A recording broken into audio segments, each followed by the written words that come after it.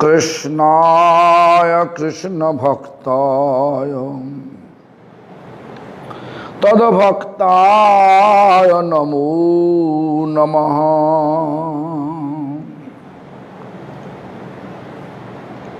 श्री कृष्ण चैतन्य प्रभु नित्यानंद श्री अद्वैत गदाधर शिवासादि गौर भक्त वृंद। हरे कृष्ण कृष्ण कृष्ण हरे हरे, हरे राम राम राम हरे Hare.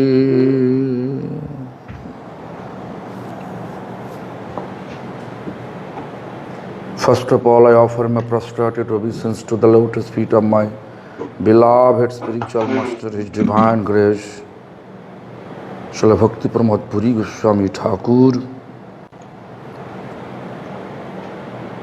and Grand Spiritual Master, His Divine Grace, Srila Prabhupada Bhakti Siddhanta Saraswati Goswami Thakur, as well as offer the same to all the appointed Acharya of Sri Brahma Rudra Shanak, four Sampradayas, and pure devotee as well.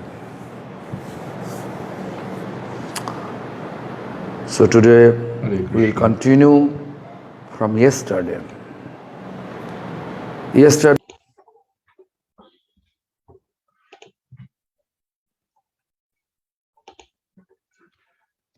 Nous reprenons, nous avons arrêté hier.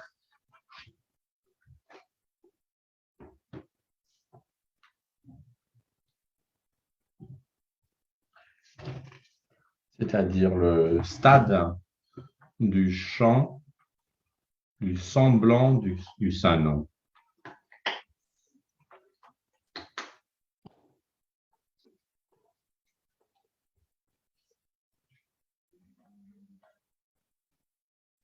Nous pouvons avoir des éléments indésirables, des anarthas,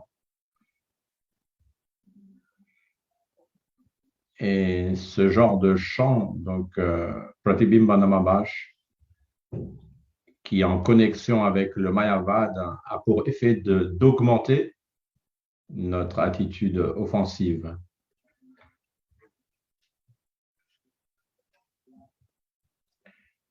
Il y a deux aspects, le Mayavad et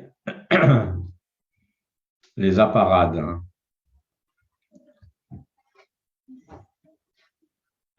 Et l'approche Mayavad est réellement offensante, parce que le Seigneur Krishna est la personne suprême et les Mayavad n'acceptent pas qu'il puisse avoir une forme. Si vous pouvez avoir une forme, pourquoi lui ne pourrait pas? Si vous avez de l'énergie, pourquoi lui ne pourrait pas? Pourquoi ne pourrait-il pas être petit, minuscule ou bien immense? Les Mayavad disent simplement, il n'a pas de forme, il est sans forme. Mais la Bhakti clame que Krishna a la forme. Il a une forme et il a aussi un aspect sans forme.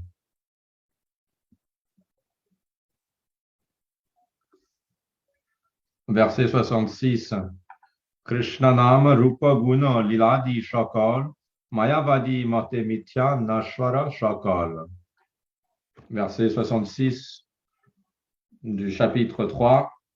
Pouvez-vous imaginer Krishna nama rupa guna, le nom de Krishna, la forme de Krishna, les caractéristiques, ses divertissements, tout existe. Mais selon les enseignements mayavad, tout ça sont faux.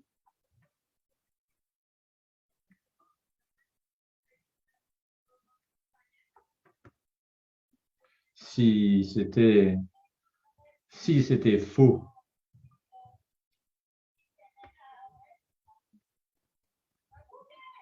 il y a juste quelques années, nous avons nettoyé le Radha Kund. Et au fond du Radha Kund, il y a Kon Kund, le Kund originel qu'a creusé Srimati Radharani avec ses bracelets. Comment est-ce que c'est possible qu'il est encore là, présent? Pensez-y.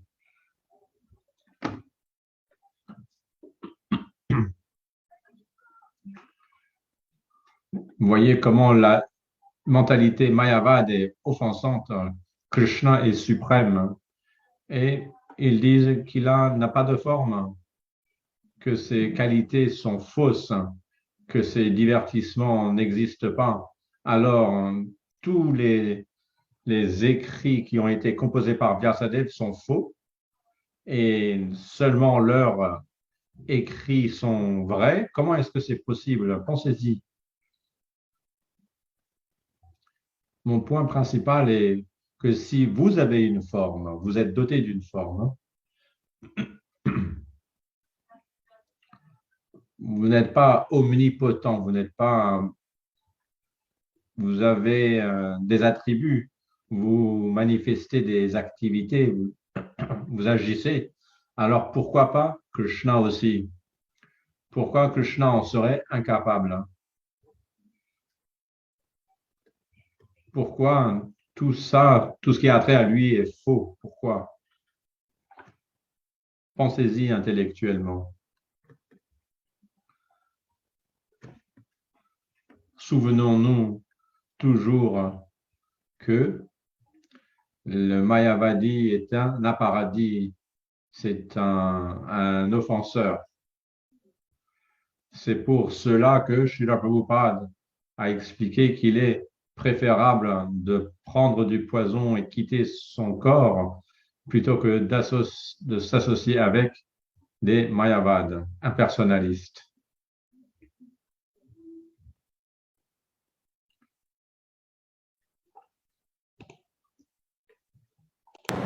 This is the problem of the people, whatever they have faith, they think this is the best. Le problème, c'est que chacun pense que sa foi est supérieure à toutes les autres, mais le point est que Dieu est supérieur et que nous tous sommes inférieurs, alors que eux, ils oublient Dieu lui-même. Nous ne sommes pas les contrôleurs du Seigneur suprême, nous sommes les serviteurs du Seigneur suprême. Juste aujourd'hui, Gopal Prabhu a publié une vidéo.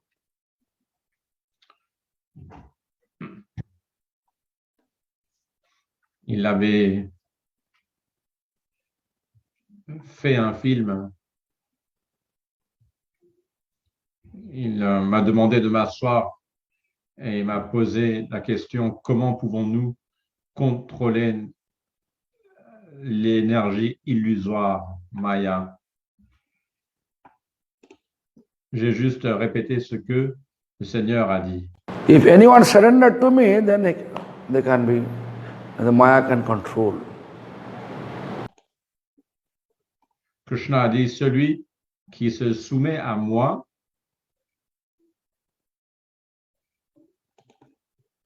Maya metang torontite. Only that person who is fully dedicated towards me, only that person is eligible to escape my mind.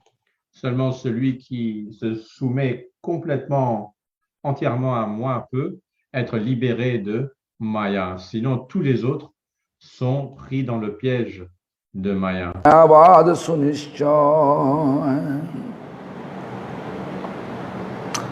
It is very difficult.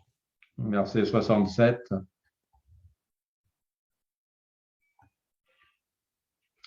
C'est très compliqué de leur faire comprendre que Dieu a une forme ils n'y croient pas.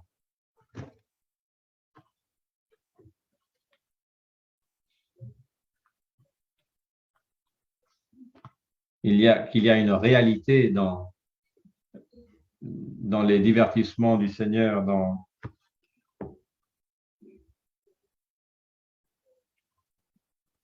donc verset 67, d'après leur philosophie, l'amour pur pour Krishna n'est pas une vérité éternelle. Donc, il est clair que la doctrine mayavadi est diamétralement opposée à la dévotion. Nous voyons aussi que les musulmans s'opposent à tous ceux qui ne suivent pas leur foi. C'est très compliqué à comprendre. Quelle est la réalité du dharma, c'est-à-dire notre nature, notre nature éternelle. La nature éternelle de l'âme consiste à devenir éternellement joyeuse. Mais si nous avons de la haine envers autrui, comment est-ce que c'est possible que je devienne joyeux? Si je haïs quelqu'un, cette personne automatiquement va aussi me haïr.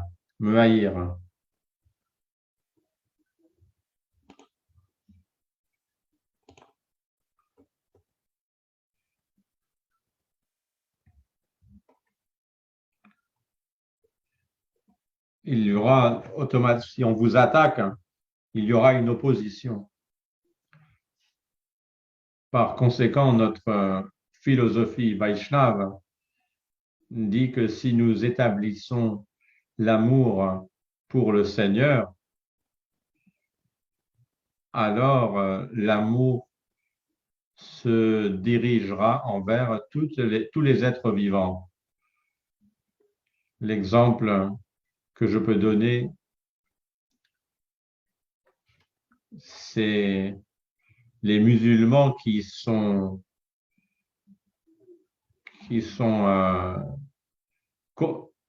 opposés à ceux qui ne suivent pas leur foi. Et les Mayavadis ont aussi ce comportement.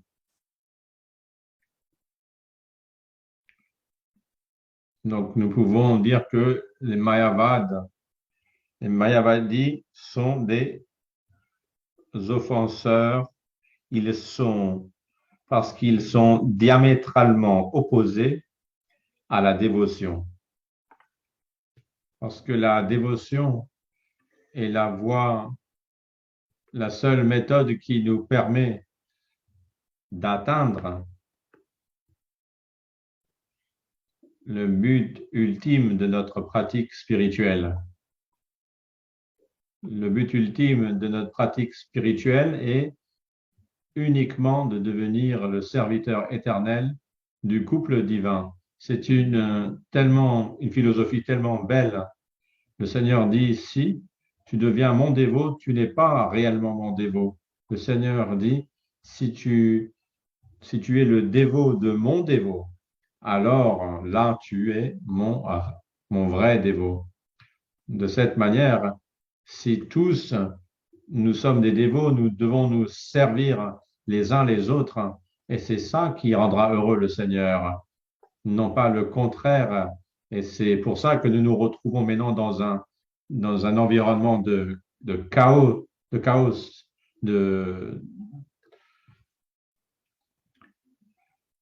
et que la dévotion trouve tant d'opposition. Bien qu'il est vrai que dans l'âge présent,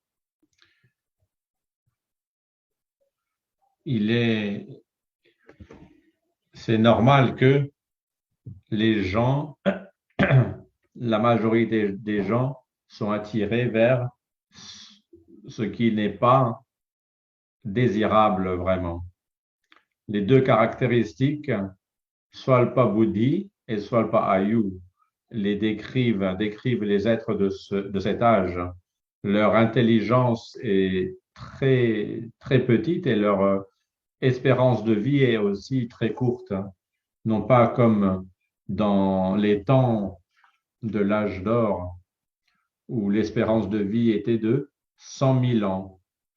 Ensuite, dans l'âge suivant, l'âge d'argent, l'espérance de vie a été réduite par 10. Et l'espérance était donc de 10 000 ans durant le Treta Yuga. Et encore, dans l'âge suivant, l'espérance de vie a encore réduit de 10, donc 1000 ans. Et ensuite, finalement, dans le Kali Yuga, encore 10 fois, c'est-à-dire 100 ans. Mais l'influence de Kali est tellement puissante que déjà à partir de 50 ans, nous avons des symptômes, des signaux que la fin de vie est proche. Donc, c'est l'une des caractéristiques des êtres du Kali Yuga. Swalpa Ayu, une vie courte et une intelligence faible. C'est ça qui est la cause de pourquoi beaucoup de gens ne font pas les bons choix. Si vous allez dans une ville pour inspirer les gens à chanter Harinam, vous trouverez peut-être 10 ou 15 personnes intéressées. Mais par contre, si vous organisez un concert avec un artiste mondain qui va chanter des chansons populaires mondaines, alors des milliers de gens vont venir et ils vont acheter leur entrée, leur billet. Alors que si vous organisez une conférence sur un sujet spirituel gratuit, peut-être 10 ou 15 personnes seulement vont venir. Mais ils seront heureux, la majorité des gens seront heureux de dépenser de l'argent pour aller perdre leur temps dans un concert mondain où il n'y a aucun bénéfice. Et c'est une perte d'argent, une perte d'énergie.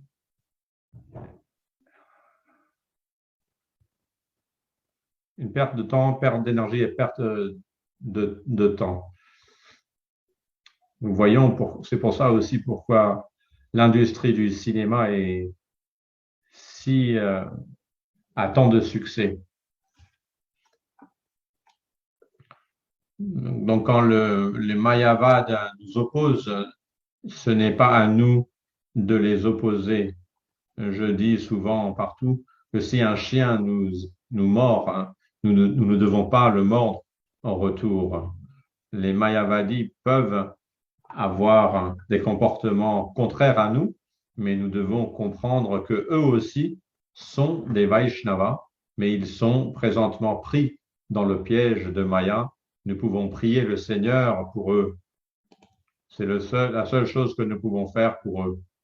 Nous pouvons d'abord, bien sûr, essayer de notre mieux afin de les faire comprendre, mais si ils ne sont pas intéressés, s'ils ne désirent pas, s'ils préfèrent continuer leur foi, alors il faut les laisser et prier le Seigneur pour eux.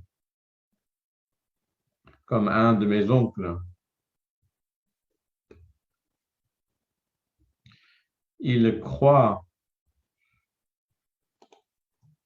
que la déesse Kali est l'être suprême. Supreme. And Krishna is son of Kali. Funny philosophy, you know. I ask his. Et sa philosophie, c'est que donc la déesse Kali est l'être suprême et que Krishna est son fils. C'est une philosophie tellement drôle. Je n'ai jamais vu ça dans aucune écriture. J'ai demandé d'ailleurs à son gourou. Je lui ai dit que je n'ai jamais vu une telle explication. Donc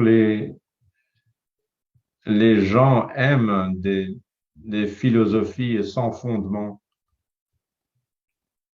des choses sans fondement, sans valeur. Nous devons faire très attention lorsque nous croyons et que nous réalisons la pratique Vaishnava, que cette pratique nous permettra de nous délivrer de ce monde matériel de misère. Ça veut dire, il faut le prendre au sérieux, ça veut dire chanter avec beaucoup d'attention. Ce chant permettra de diluer tous les éléments indésirables, les anarthas qui sont coincés dans notre système. Tout sera guéri par le chant. C'est-à-dire, quels que soient les problèmes ou les saletés dans le cœur, comme les aspirations, les désirs d'appréciation, de renommée, tous ces éléments indésirables vont guérir graduellement et nous serons guéris de la jalousie, la tendance à la jalousie, d'être envieux. C'est ça le point le plus important, c'est d'être libéré de cette tendance. C'est la route, la racine de tous nos soucis, d'être envieux. Bhaktivinoda Thakur a composé un chant très beau décrivant cela. Les personnes de nos jours sont heureux lorsqu'ils voient les autres souffrir, et par contre, en les voyant heureux, cela les rend malheureux. He composed like this song, like this. Amar jibon sada pape rato nahiko punner lesh. There is no. Donc, c'est un chant que vous pourrez trouver dans le livre de chants, Chants de dévotion, traduit par Prasad Mahaprabhu. Je ne sais pas c'est quelle page, mais le titre c'est Amara Jivana.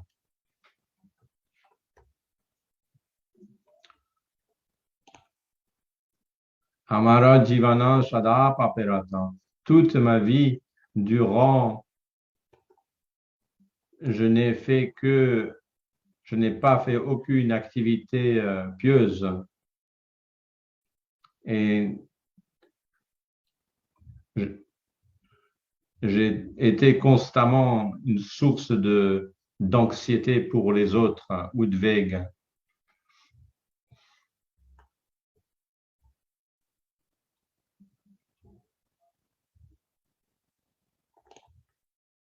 It means distress. Always we become cause of. J'ai toujours été la cause du malheur des autres. La philosophie Vaishnava dit qu'il faut constamment essayer d'être la cause du bonheur des autres.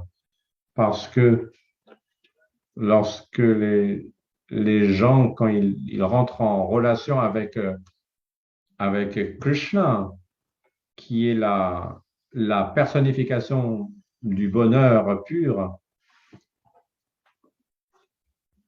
cela est possible par le chant. Ça veut dire le chant pur, le chant sans offense. En chantant le Sanon Hare Krishna, il rentre directement en contact avec le Seigneur. Chanter sans offense, ça veut dire un chant qui est... Les offenses, ce sont donc les 10 offenses. Lorsque vous serez capable d'éviter ces 10 offenses, graduellement, vous serez capable de réaliser quelle est la saveur de la pratique Vaishnava. J'ai vu, moi, cela, même en dehors de l'Inde. il y a des personnes qui sont devenues dévots et qui sont vraiment très bien. Ils ne sont plus dans l'emprise de la société. Ils sont très beaux. Ils sont généreux et ils sont simples et ils ne sont pas sectaires. Mais parfois, l'institution lorsque l'institution a une politique sectaire pour promouvoir uniquement leur institution, ça devient un- comment dire, une institution qui nous force aussi à faire partie de cette offense. Et les offenses sont la cause de la chute ou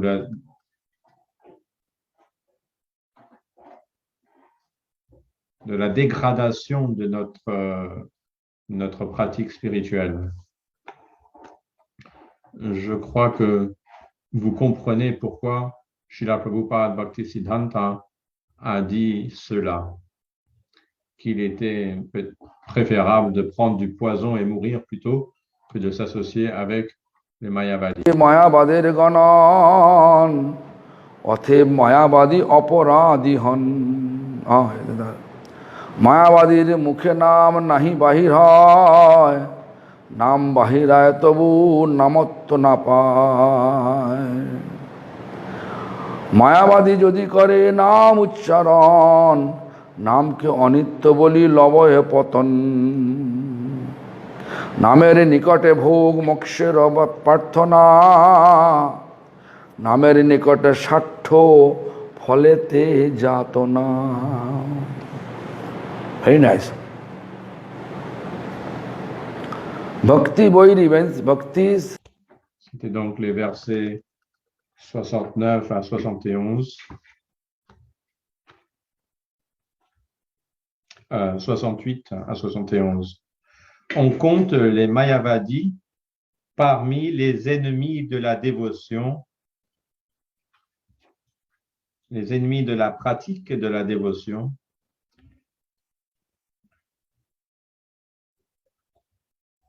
Et les offenseurs du Saint-Nom. Nous les considérons comme les ennemis de la pratique de dévotion. Ataeva, donc, ils sont toujours de nature offensive envers le Saint-Nom. Mayavadi Mukhenam Nahi Bahirai, le Saint-Nom ne peut se manifester sur la langue d'un Mayavadi.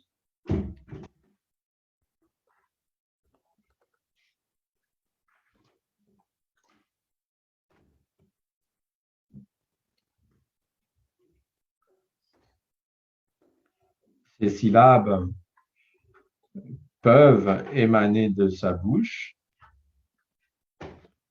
mais ce n'est pas le nom.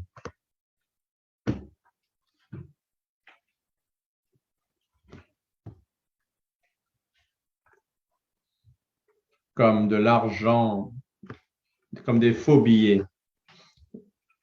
Vous mettez un faux billet à côté d'un vrai billet, les deux ont la même apparence, mais si vous allez à la banque avec ces deux billets, un billet contrefait et puis un billet authentique, la banque sera en mesure de détecter lequel est vrai et lequel est faux. Donc la Maya de Krishna, donc son énergie illusoire, elle sait, Maya Devi, elle sait elle sait reconnaître qui est vraiment en train de suivre la voie de son Seigneur et qui est un prétendeur. Et Maya Devi les attrape un après l'autre pour les éloigner, les Mayavadis. Mayavadi Mukhenam Nahi Bahirai, Nama Bahiraya Tabu Nama Tadvapai. Donc, ces syllabes peuvent émaner de sa bouche, mais ce n'est pas le nom. Donc, nous pouvons voir qu'il chante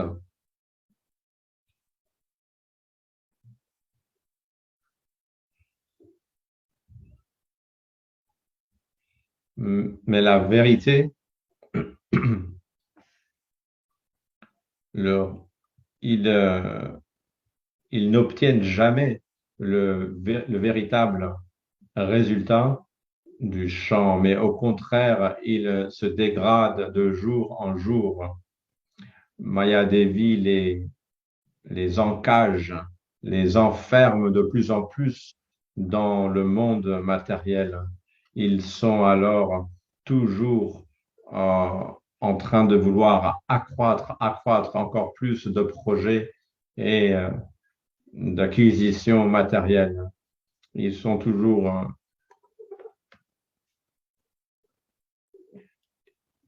engagés à d'autres activités, à en perdre leur temps. Et où est le temps à ce moment-là pour pratiquer la sadhana? Si nos maîtres spirituels disaient, si nous faisons des offenses, nos désirs matériels vont accroître et en plus, notre opulence matérielle aussi va augmenter.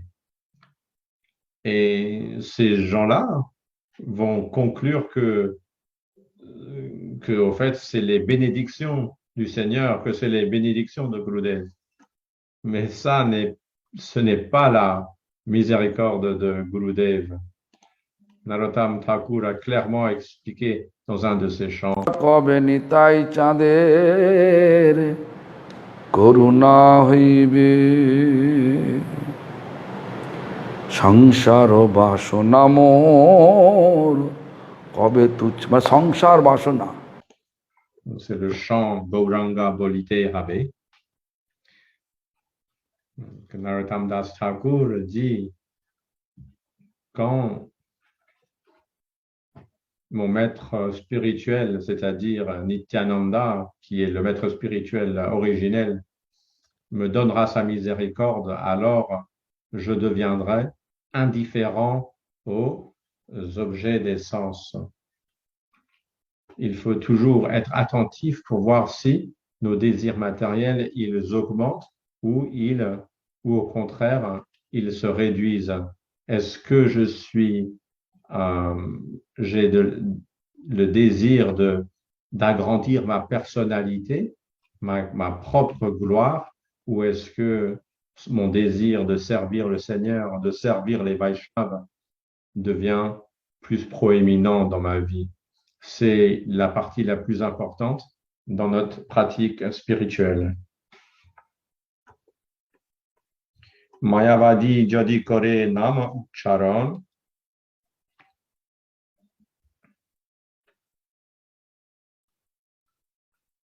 Namoke Anitya Bali Labhaye Patana. Verset 70.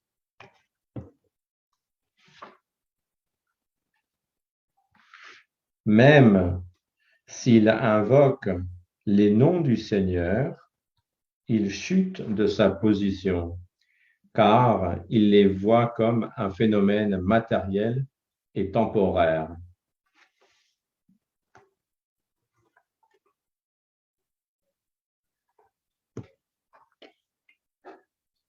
Si nous comprenons pas, si nous acceptons pas que le Seigneur et son nom sont identiques, cela est une grande erreur. Lorsque vous appelez votre fils par son nom, par exemple, si son fils est Krishna, vous l'appelez Krishna, il va venir. Même si vous appelez votre chien par son nom, il va venir.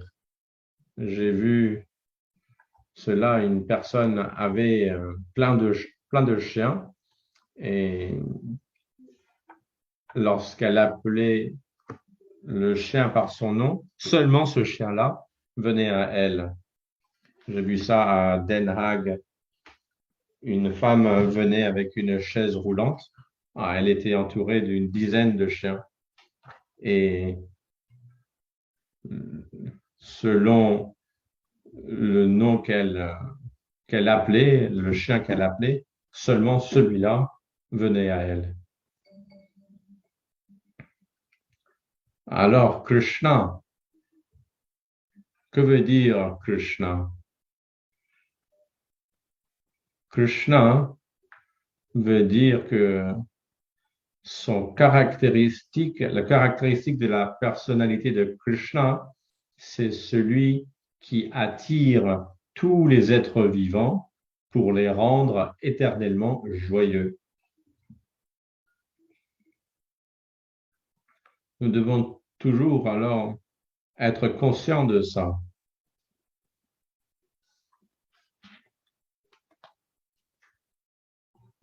Verset 70, même s'il invoque les noms du Seigneur, il chute de sa position. Il ne s'élève pas, il chute. Quels sont les symptômes d'une chute? Un symptôme, c'est qu'il s'oppose toujours au Vaishnava.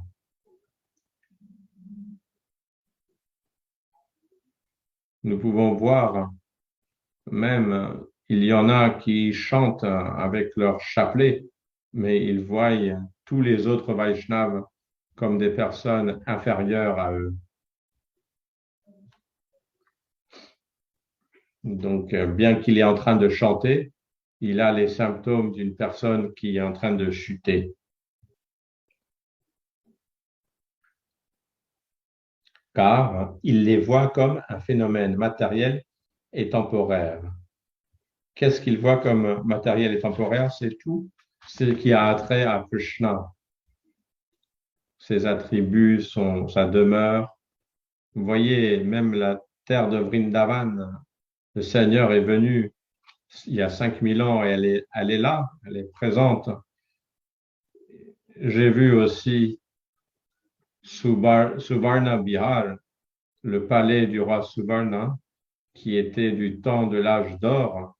Son palais est encore présent sous la terre. Des archéologues sont venus tester et dater les pierres de ce palais et ils ont pu conclure que effectivement ce palais datait de ce temps-là. Comment pouvez-vous dire que c'est faux tout cela? Le temple de Jagannath aussi. J'ai récemment composé un article sur Jagannath Puri. J'ai étudié l'histoire de Jagannath Puri et j'ai vu que il avait été construit durant la période de l'âge d'or. Ensuite, je pense que vous connaissez l'histoire, c'est que Indraduna Maharaj avait construit ce temple sous l'ordre de Nilamadhav. Ensuite, il est allé à Satyaloka dans la demeure de Brahma et il est revenu avec Brahma, mais dans son court séjour, des âges ont passé et lorsqu'il est revenu, son temple était recouvert de sable. Et c'est alors qu'il y avait, quand Indradumna Maharaj est revenu sur terre avec Brahma, en ce temps, le royaume était sous les ordres de Golomadhov. Et Golomadhov a dit, ce temple, c'est moi qui l'ai construit.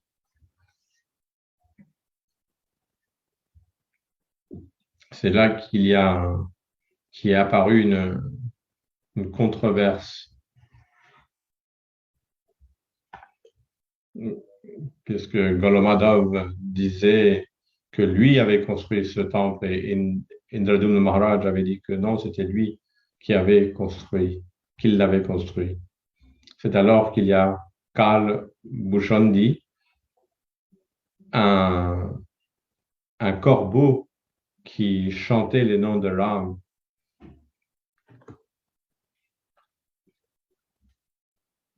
Et qui était sur l'arbre. Et lui, il avait été témoin, il était sous un arbre à souhait banyan, et lui avait été témoin de toute l'histoire. Il a donc témoigné auprès de Brahma, et donc Brahma a puni Golamadhav qui avait menti. Bref, toute l'histoire est temporaire. Comment est-ce possible?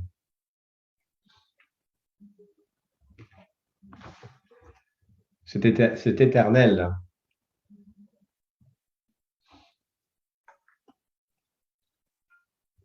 En fait, il faut que vous sachiez la philosophie Vaishnava est là depuis la création de l'univers parce que Brahma était un Vaishnava.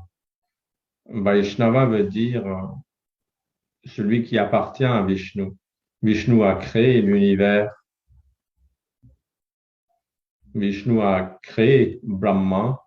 Brahma est devenu un Vaishnava, c'est-à-dire qu'il appartient à Vishnu. Nous sommes donc tous des Vaishnavas par naissance, mais de par l'influence de notre environnement, de nos fréquentations depuis notre naissance, nous adoptons différentes croyances. Nous arrivons à la fin. Je pense continuer demain, ce verset 70.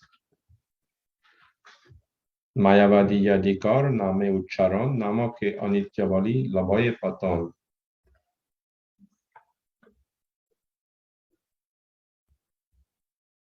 Donc, graduellement, il chute, il ne s'élève pas.